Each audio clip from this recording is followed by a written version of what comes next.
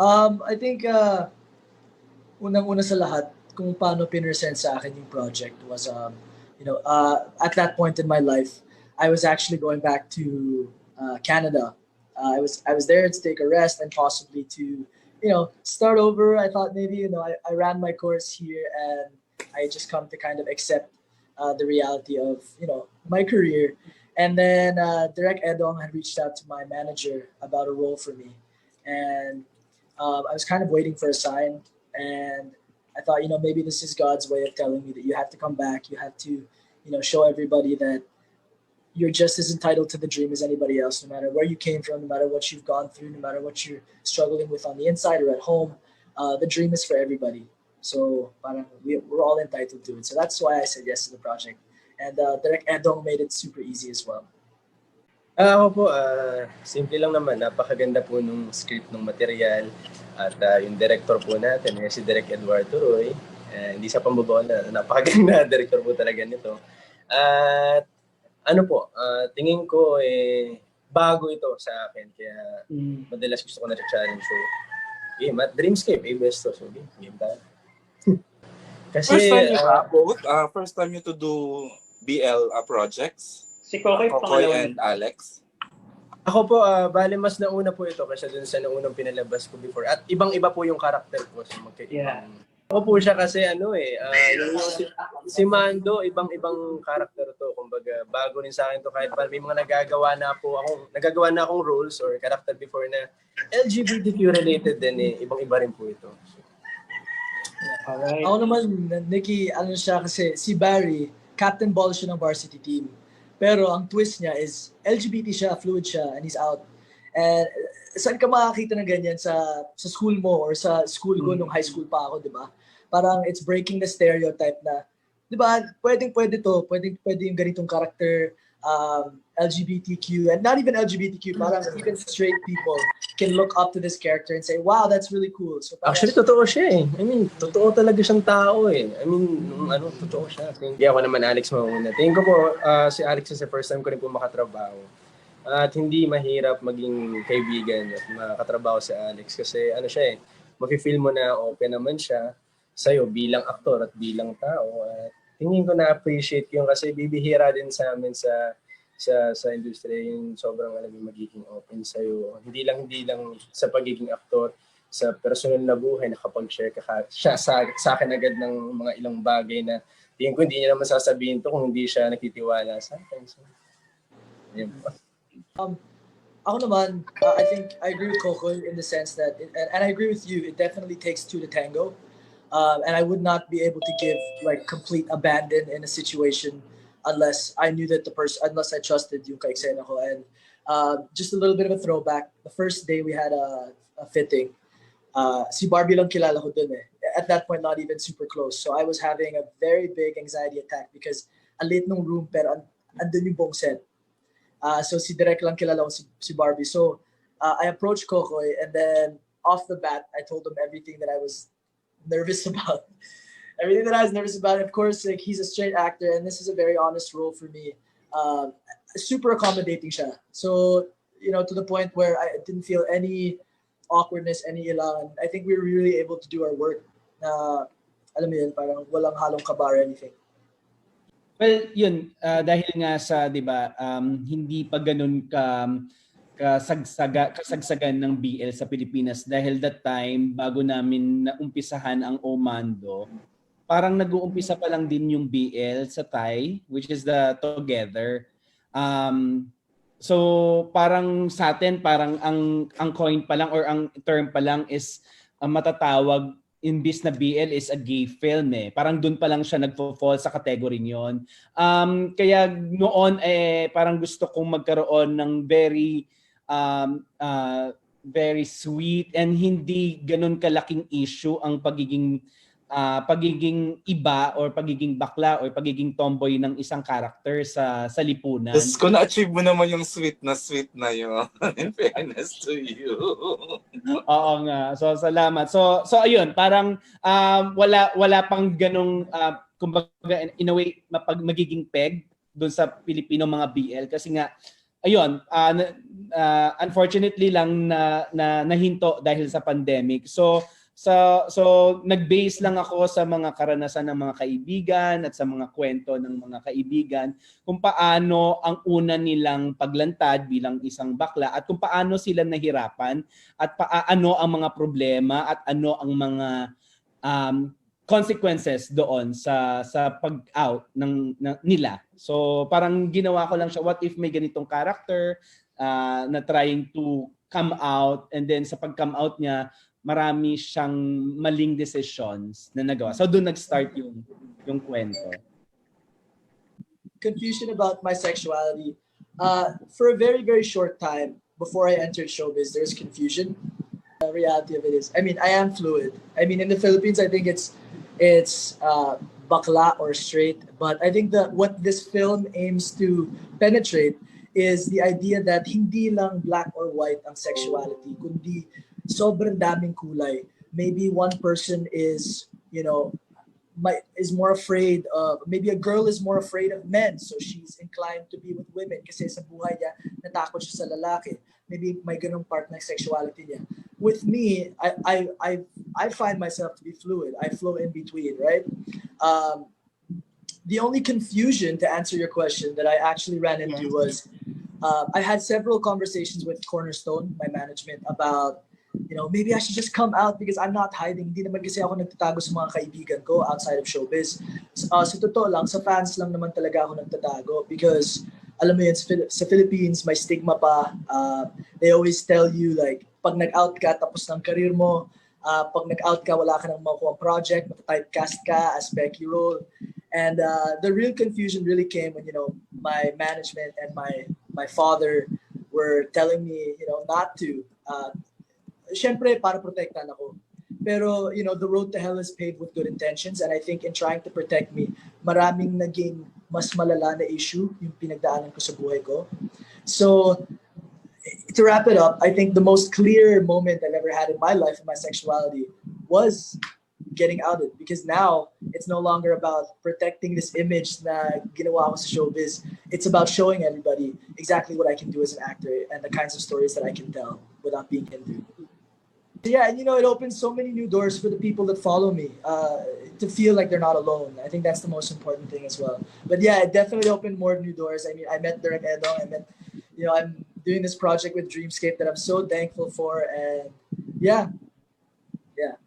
I think the most challenging is yung mahiwalay ka sa pamilya mo. Ang hirap po talaga mahiwalay sa pamilya ngayon. And for me kasi, yung actually before kasi po, pinaka-importanteng bagay sa akin is may trabaho ako. Kasi if wala akong trabaho, wala akong mabibigay sa pamilya ko. But now, dahil sa pandemic, na-realize ko na, oh my God, ang pinaka-importanteng bagay ngayon ay maging healthy ako at ang pamilya ko. So, yun talaga yung pinaka-challenging po for me, yung mahiwalay ka sa pamilya mo. And lalo po ngayon, bumabagyo ngayon. Until now, ay bumagyo. So until now, yun pa rin yung biggest challenge para sa akin. Kasi I have family left in Albay and Catanduanes. And it's been 3 days po. Wala pa rin kaming balita sa kanila. Kasi were they affected by the typhoon ba? Yeah, yung buong Vera Catanduanes po, sobrang wash out talaga. And marami pong namatay. So, yeah, yun po yung challenge for me, being away from your family. Sobrang iba po, kasi before, every Christmas po, umuwi po talaga kami sa Albay, sa pamilya namin. But ngayon, sobrang delikado, mahirap po sumakay ng eroplano o kahit land travel nga, hindi rin po ganun kasigurado na makakapasok ka o makakabalik ka sa dati mong tinitirhan kasi stricto po ngayon yung mga travel pass, health clearance. So it's gonna be different this year. Pero masaya po ako dahil kasama ko ngayon yung kuya ko and yung mama ko. And yun lang din naman po yung importante para sa akin na magkasama kaming tatlo. Hindi sa akin importante kung anong klase kang tao, if you're straight or whatever. Ako po kasi marami rin po akong kaibigan sa LGBTQ and to be honest, ako nga po mas marami pa akong friends na guys and gays kesa sa mga babae talaga na kapareho ko. for me, as long as may respeto ka sa akin, as long as mabait ka sa akin, mabuti kang tao, at lalo pag alam ko yung kwento ng isang tao, alam ko kung ano yung storya niya, alam ko kung ano yung pain niya, mamahalin ko talaga siya. Katulad ni Alex, sobrang mahal ko yung taong yan. Love you, Barbie. Sobrang Love ko you. yung taong yan. Grabe. God knows, sobra. Sobrang love kita. Yeah, and for me naman po, and yun din po, siguro dahil sobrang bakla rin po talaga kasi akong babae. So, nagugulat nga po yung mga tao sa akin kasi parang pag tinitingnan daw po nila ako, parang ang taray-taray ko, parang Englishera-Englishera babae. Pero pag nakausap na nila ako, hoy, halika dito, bakla, ganyan-ganyan. Nasanay din po siguro, syempre po, yung buhay ko before, hindi ako mayaman, nakatira po kami sa gilid ng train. So, parang squatter na, yung Bargas po ako, lumaki po ang ganun eh. So, open ako na iba't ibang klase ng tao yung nakakasama ko, nakakausap ko, and yun din po kasi yung pagpapalaki sa akin ni mama eh, na parang tanggapin kung ano yung isang tao, good or bad, ganyan, basta wag magpapaapak, okay lang yun. It's not. It really isn't. As long as that person likes you, kasi diba, like, love really has no gender, diba? Ang message ng Mando is love is love is love is love. It's really yung mga norms na implement ng society over the hundreds of years, thousands of years or whatever, that have brought us to a place where we define people by what they do behind closed doors. When in reality, what's important is wala kang tinatapakan. It really isn't. So for me, it really isn't important. I think it's just if we vibe, if we click, if we get along, babae man o lalaki, and there's a level of communication na, alam mo yun, iintindihin mo talaga isa't isa. I think that's all that's important. Tingin ko kasi, yun nga, katulad na sinabi ni Alex, so labas ng gender talaga. Love is love is love. At maparomantic way man yan at kaibigan mo at mahalin mo lang. Kasi hindi talaga yan pare-pareho lang naman tayo. Ang gusto lang talaga natin ay magmahalan. O bakit bakit mapipigilan, di ba? Tao lang naman tayo. Tago, wag mo pigilan yung sarili mo. Malayong-malayo po doon sa dating mga pinagagawa ko. Tingin ko noong mga panahon na ginagawa ko yung mga ganong proyekto, na talagang na-excite na ako na sana someday mabigyan ako ng ganitong klaseng proyekto na napapanood ko lang madalas sa pelikula, sa teleserye, mga ganyang rom-com. At mabigyan ako klase ng ganito na may twist pa na bago sa ating mga viewers, mga audience natin sa Pilipinas na BL na rom-com pa. Sabi ko, bakit hindi natin to subukan? At nung ginawa naman po, sobrang satisfying siya for me as an actor na makatrabaho tong mga to sa ganitong klaseng proyekto para mas mapadali, mas maging swabe lahat. Salamat po. Okay. Kung saan nagsimula ang title is actually, ito ay nagsimula sa Omandi na kanta. And well, dahil sa medyo mahal yung kanta, at ginawa ko mas Tagalog or mas Filipino, so ginawa kong Mando. At ang character ni Alex ay Barry, which is the singer of Mandy, which is Barry Manilow. Ayun yung script niya doon. So yung pag-pronounce, actually, lahat ng character ata in some eksena, in moment, an emotional moment, nabanggit nila kay Kokoy or kay Mando in a different way kung paano banggitin. Yes. For example, kay Alex, kay Barbie, kung galit sila or sobrang in love sila. So, katulad ng gender, walang definition or walang specific na way kung paano natin babanggitin ang isang pangalan ng isang tao. Where I felt like mixed emotions all the time, especially during this pandemic. Parang itong pandemic na to, pag nagbabasa ako ng balita, Stuff like that. Mapa-Mando ka talaga. Pero alam mo yun, parang tulad ng Mando, kapit lang kahit minsan nagugulo ka. At dahil nabanggit ko nga na ito ay family related at oriented tong na to, tingin ko doon ako makaka-relate. Kasi lapit ako sa pamilya ko. Laging nagma-matter yung decision sila sa akin. I mean yung decision ko kailangan may nila, kumbaga approve muna sa kanila. At pagdating siguro sa love life, tingin ko kung ano yung love life niya, kailangan nilang panoorin sa moment. naman.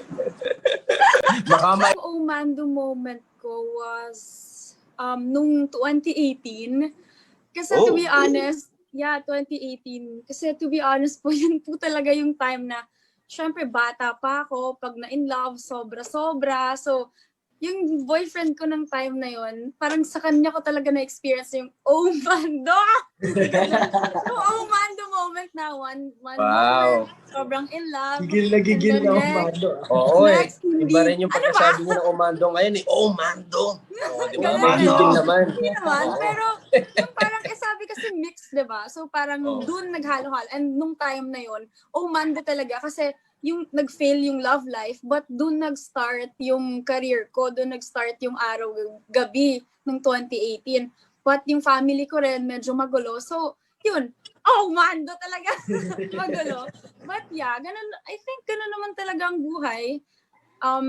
Paiba-iba talaga, but parang you just have to learn how to accept it and i-live mo lang yung buhay mo. Kasi gano'n naman talaga yung buhay Someday, magiging stories na lang tayo lahat, magiging memories na lang tayo. So, mabuhay lang tayo ng masaya. Yun na yun. Nung high school ako, actually, wala pa akong karanasan or anything. Wala pa akong experience, di pa ako nag-experiment. It was really when I entered college and I think, I'll be honest, like, ang hirap ng showbiz. Papasok ka, feeling mo, may talento naman ako. Tapos, pagkatapos ng ilang audition, parang, mag-feel mo talaga like, what's wrong with me? And it's a crazy experience, especially being like 18 years old to 25. As in, yun yung pinaka-transformative years para sa akin sa isang buhay. So, it happened, I think, at around sometime when I was 20 or 22. I just started telling my friends, like, I think I don't just like girls. I feel like I like guys too. Like, I don't know. And a lot of them were shocked. I think me as well. I wasn't super shocked. I never really saw gender as a thing. But eventually, it was okay naman. It was chill naman. Parang si Barbie, alam niya lahat tungkol sa buhay ko. As in, sa mga panahon na nagsama kami, sobrang naging close kami. I think the biggest thing was when I was in the Sorry, closet. nag-date ba kayo, Alex, Barbie? Did you date? Hindi po. No. Pero yung friend ko. Ay, naging sila pala talaga. Tagal na. Si Ate Chino. Sino ba to? Si Ate! Ano ba? Sagutin ko yung question. So, what's the process? Wala. I kind of never really wanted to hide myself. I think alam naman ng lahat. Sir EJ, alam mo naman na maingay akong tao. So, mahirap sa akin magtago kung ano man talaga yung naramdaman ko sa loob. It was just really in showbiz kasi we're really groomed to, paint this picture para sa fans, paint this picture para sa audiences. And that was really the struggle that I went through was kind of telling myself like, karapat-dapat ka naman talagang mahalin bilang isang tao kung ano man ang preference mo or anything like that. And having that kind of clash with pag nag-out ka, masisira ang career mo, wala na. Alam mo yun, parang hindi accepted dito, mati-typecast ka. So when I was outed, the biggest feeling I felt was relief. Like, finally, like matapos man yung career ko, parang hindi na ako tama ba yung Tagalog ko? Nagkikim ng hininga. I'm not holding my breath anymore. Like, you know, after 25 years, I'm not holding my breath. I can finally breathe. Matapos man ang career ko, bumalik man ako sa Canada, wala na akong tinatago. So it's no longer about protecting my image. It's more like I don't care anymore. I can be exactly who I am. I can create, I can act, I can sing, and I can tell real stories. So, sorry, I don't know if I answered your question, but was there a process? Not really. I kind of, diba, it all kind of exploded. So, nagulat din ako, but for the best. Yeah, I feel like, grabe, yes. First of all, thank you for the question. You look so good today. Second of all, I'm excited to see what kind of stories I can tell now that I can be more honest about my experiences. Not just relating to people like me, but real stories that people can also relate to, whether you're straight, gay, bi, trans, black, white. I think the content that I'll come out with is just it'll be more honest, and that's all thanks to everything that happened and Direk Eduardo for giving me this chance to redeem myself and Dreamscape and Sudeo. So yeah, we're definitely working on music. We want to jump back into that, and hopefully it'll be more colorful, it'll be more honest, it'll be more real. Yeah. I just want to echo your sentiments that there is such a polarizing and negative stigma when it comes to bisexuals. Women, it's an over-sexualized stigma na bisexual ka lang kasi gusto mo pumorma para sa lalaki, nakikipaglaplapan ka lang sa babae dahil, alam mo yun, and mawawala din yan pag nagpakasal ka, kailangan mo lang ng tamang lalaki. And sa lalaki naman, ang stigma sa pagiging bisexual is, bi now, gay later. And there's a negative stigma because, a lot of bisexual guys are very much more into their sensitivity and very much more in tune with that. And yeah, that's what we're here to do in the Philippines. And I think with Dreamscape, all the projects that come out are definitely daring in the sense that they're trying to break boundaries and all of these things. And to agree with you, Mando tackles that beautifully. You see that Barry himself is bisexual, but he's Captain Ball. I've never seen that in my life. I've never seen the scenes that we have where parang my teammates are just super normal with it. They're super chill with it. And I think that in itself, I don't want to give away too much, but a lot of the other characters are on such diverse areas of the spectrum. And it's exciting. It's exciting. I'm sure it's exciting for Scout, and it's exciting for viewers who have never had somebody to look up to like this, where you can say, shit, pwede pala maging Captain Ball ang isang bisexual na lalaki.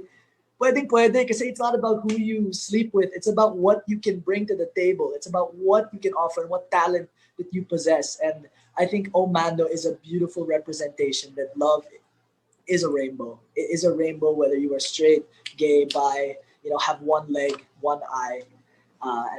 And yeah, everybody is fluid, honestly. Tingin ko para sa akin hindi kailangan compare. Pero hindi mawawala ito dahil nabanggit natin na pareho itong BL.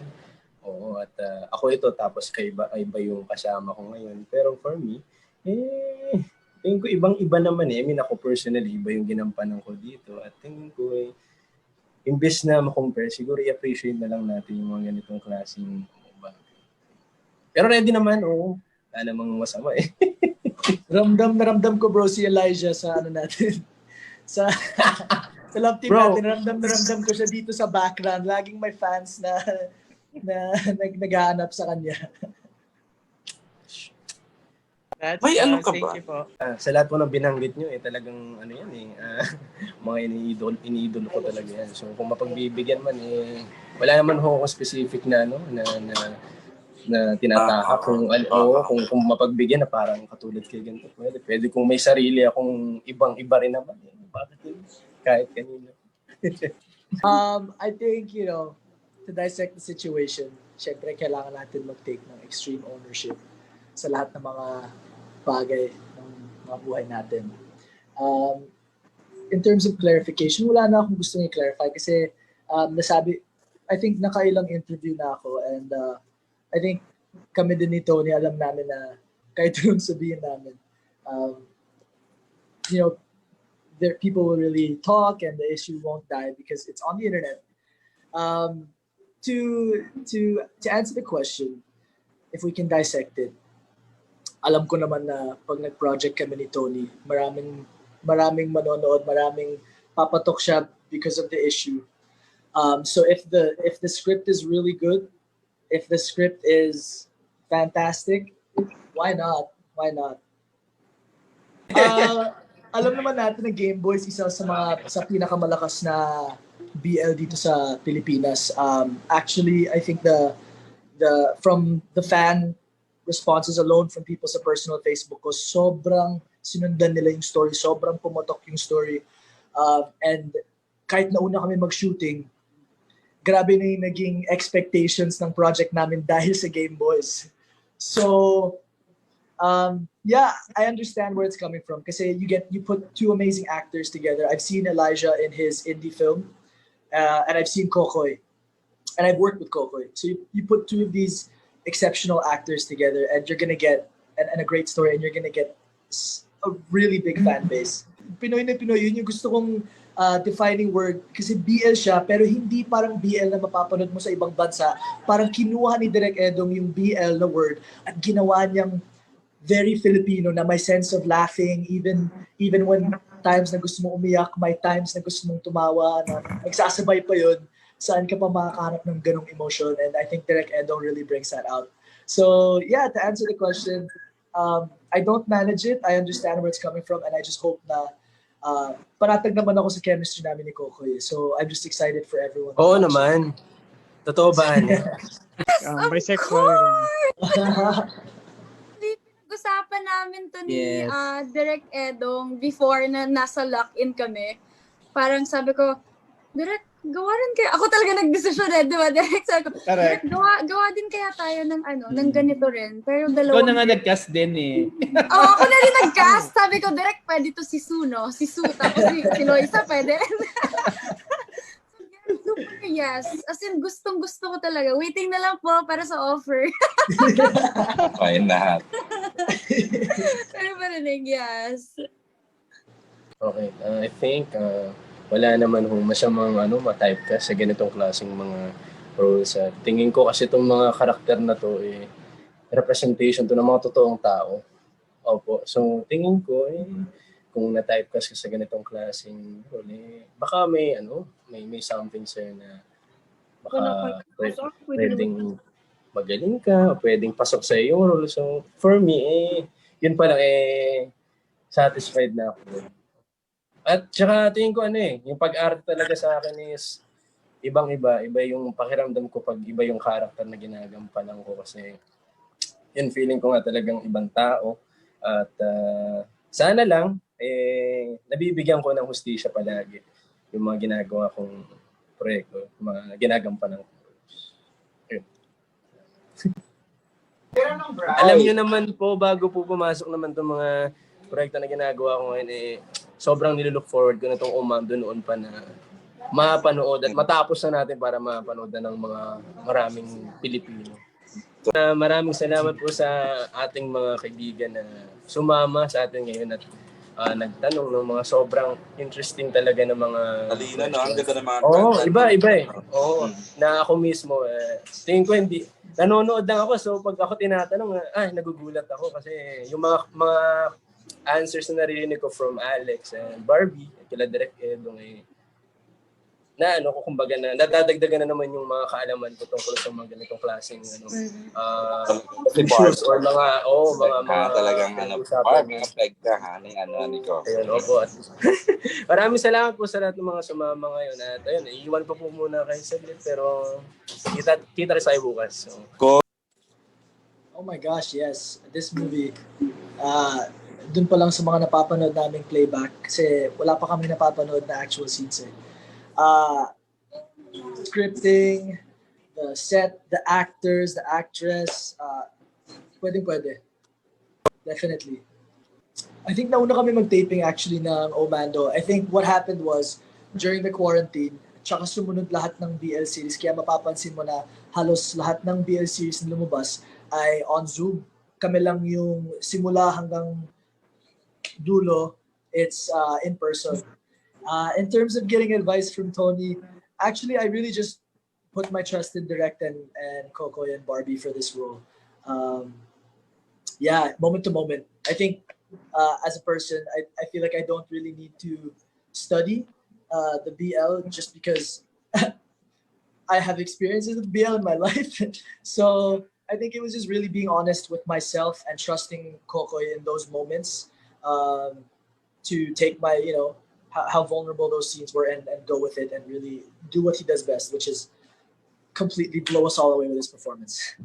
I think in this particular situation, kung si Barbie o si Kokoy, it would be Barbie because I don't know, me and Barbie, grabe yung ano namin. So as Yes.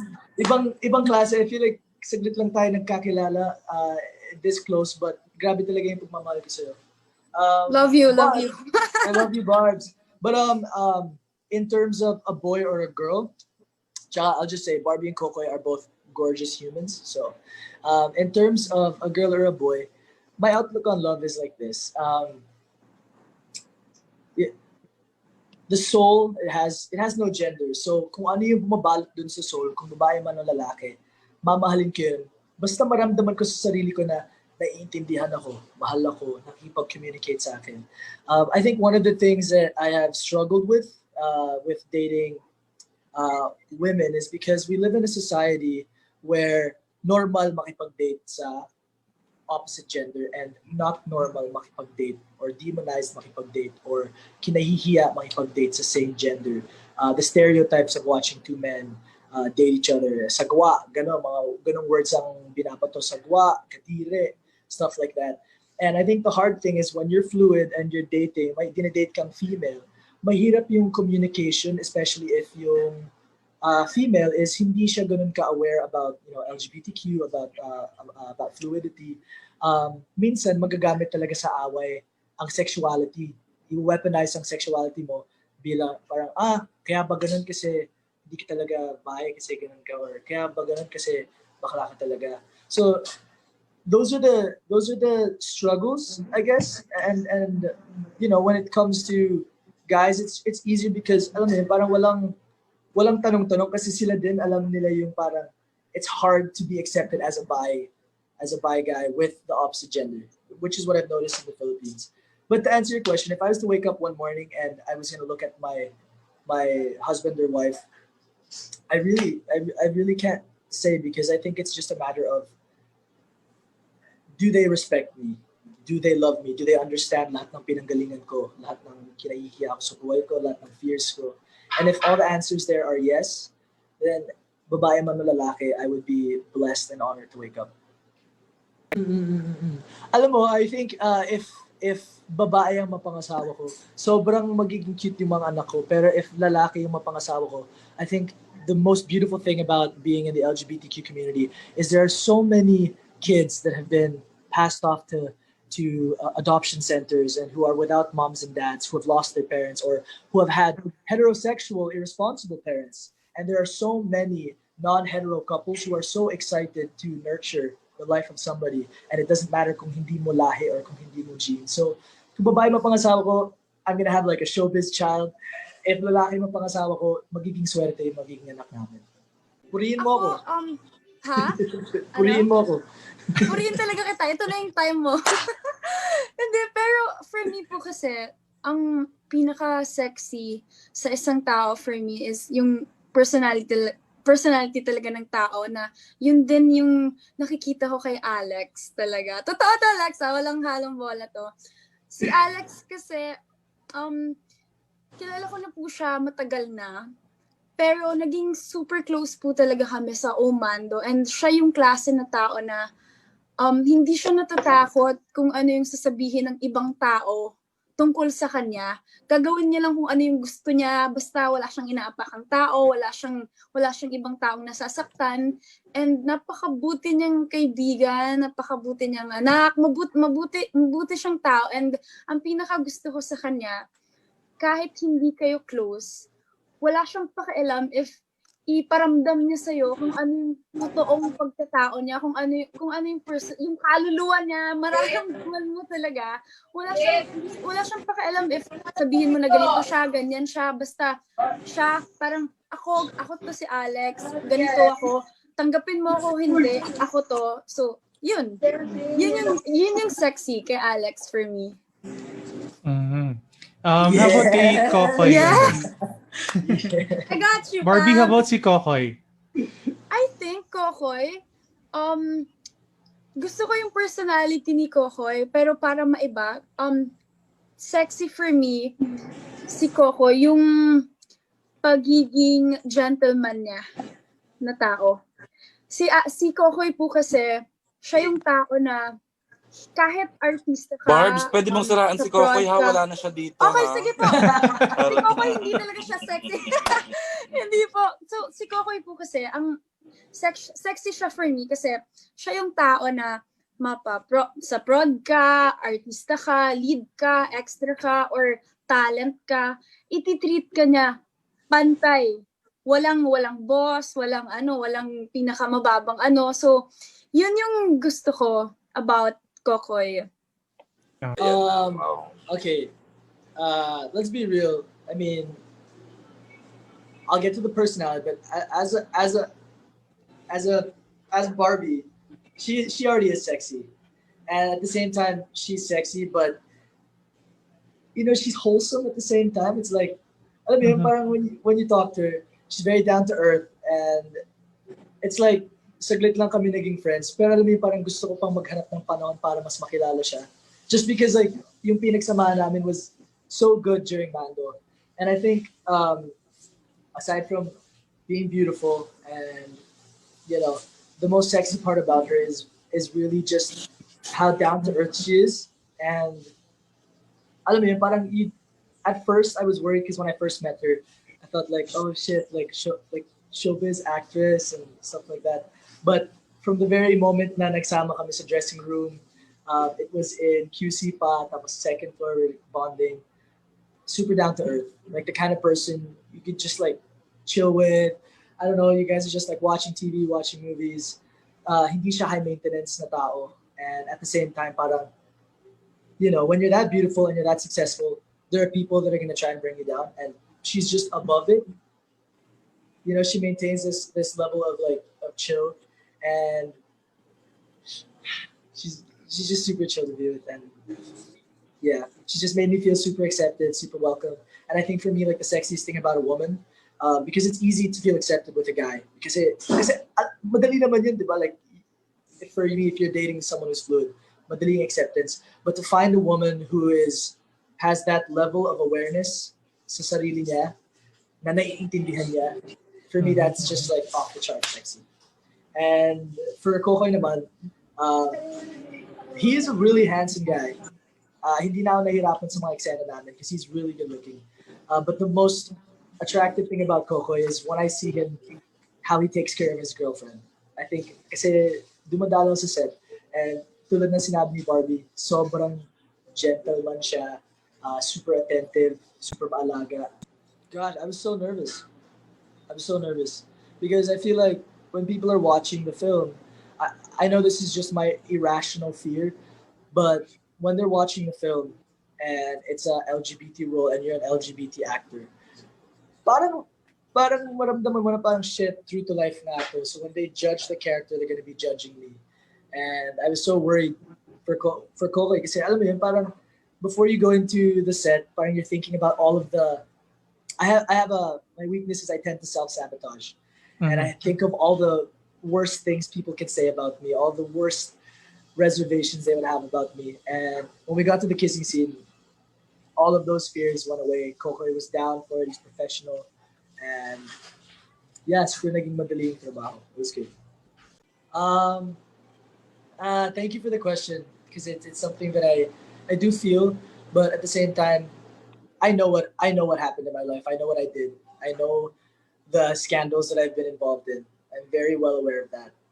And I had to take responsibility for that. So if people have questions for me, if people have answers, when you become a celebrity, an actor, sorry, not a celebrity, when you become an actor, you're kind of signing away a part of your life to the masses, to your fans. And I think Barbie, diba, we to an extent, sa mga nagmamahal natin, we do owe them an explanation.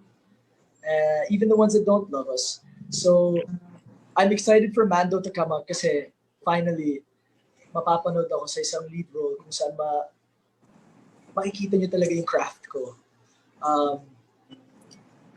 You know, in such a big role. And I feel like, you know, I don't mind answering these questions because kung mapapagod ako, paano na lahat ng mga, alam mo yun, katulad ko na, alam mo yun, they're also demanding answers from themselves. So I'm excited for this project kasi, you know, paunti-unti matatabunan yung issue with my craft, and that's, you know, all thanks to Dreamscape and Direct. And you know, the more I talk about it, the more I understand myself better, which is such a good thing for me. In terms of being much careful, I feel like before I was so careful, and alam mo yun, parang when you are so like trying to keep yourself from doing anything wrong, when you explode, grabe talagang explosion, diba? But now I'm at this point where I'm no longer watching what I say, watching how I act on camera, watching what I do. I just grabe. I feel like I'm in such a good place that I don't have to be careful because now I'm being paid to be exactly who I am. Siguro dahil din sa, lalo na nagsimula karamihan ng BL nung pandemic. So parang naging kailangan natin ng mga kwento na medyo in a way parang escapist siya, na parang detach sa kung anong nangyayari sa panahon ngayon. So parang kailangan natin ng breather. Kaya siguro lalo na kaya dumami ang mga BL dahil kailangan natin yung mga klase ng ganung kwento na makakapagpakilig, makakapagpaligaya sa atin. Kaya siguro ayun ang pinakauna kong naisip na dahil sa pandemya, ang daming nangyayari sa mundo, ang BL yung kahit papaano nagpapagaan sa kalungkutan natin, sa mga problema natin.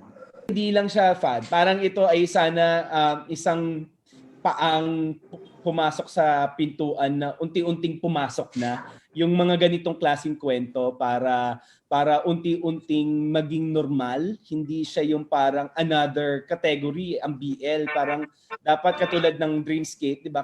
Inano siya as rom-com. Nagkataon lang na, 'di ba, dalawang lalaki ang bida at isang babae.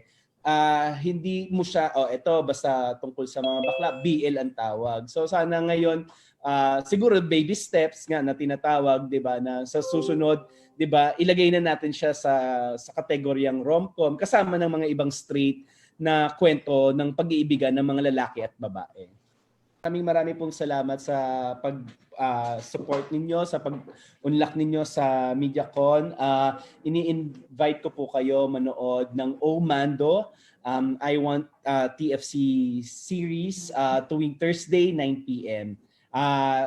Sinisigurado namin kayo na maganda ang kwento, punong-puno ng kilig, ng kakatawanan at ng drama tong Mando, the series po. Thank you, Direk Edong, Thank you. Eduardo Roy Jr., the beautiful, the talented Barbie. Ayun po, syempre maraming salamat po, sinamahan niyo po kami. And Si Tito Eugene kasabing ganon, sino ba yung 2018? Kinukulit ako, actually, din niya alam sinat ng rin po aano ako lang ni naman Tito ako. Eugene eh. Sinat niya ako, sinagot ko na lang po.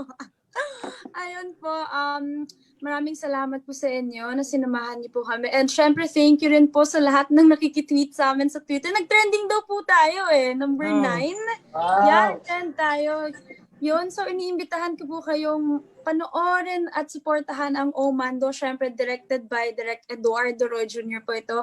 Kasama si Alex Diaz at si Kokoy De Santos. Bukas na po, November 5, sa iWant TFC. And guys, sana panoorin at suportahan nyo dahil hindi lang po ito kwentong pang magjowa. About din ito sa pamilya at sa barkada at sa love.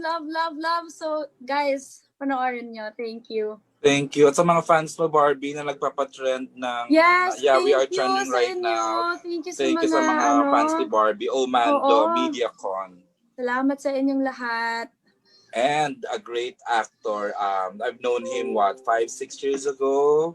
And I'm happy that he gets the projects that makes him projects that make him happy, and sana magtuloy-tuloy ito. I'm just so proud of him. Happy ako that finally, malayang-malaya na siya. and he gets to do projects na nagpapasaya sa kanya. Alex Diaz.